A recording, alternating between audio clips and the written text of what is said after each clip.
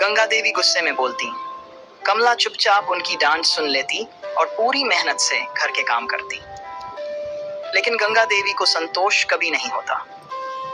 कमला की समझदारी। कमला भले ही पढ़ी लिखी नहीं थी, लेकिन उसमें अक्ल और समझदारी की कोई कमी नहीं थी।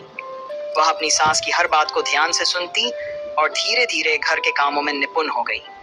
वह अपनी सास के गुस्से का जवाब नहीं देती, बल्कि अपनी मीठी बातें और समझदारी से उन्हें प्रभावित करने की कोशिश करती। एक दिन गांव में एक पंचायत की बैठक थी, जिसमें महिलाओं को भी बुलाया गया था। वहां गांव के स्कूल मास्टर ने कहा कि शिक्षा हर किसी के लिए जरूरी है, चाहे वह पुरुष हो या महिला।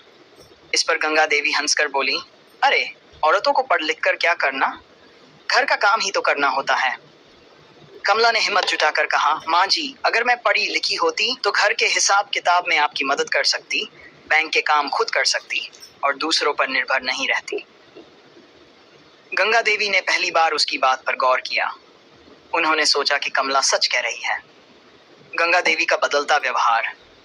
धीरे धीरे कमला ने अपनी मेहनत और व्यवहार से गंगा देवी का दिल जीत लिया। जब गांव में महिलाओं के लिए साक्षरता अभियान शुरू हुआ, तो उसने अपनी सास को भी उसमें शामिल होने के लिए प्रेरित किया। माँ जी, अगर आप भी थोड़ा बहुत पढ़ना लिखना सीख लेंगी तो आपको दूसरों पर निर्भर नहीं रहना पड़ेगा।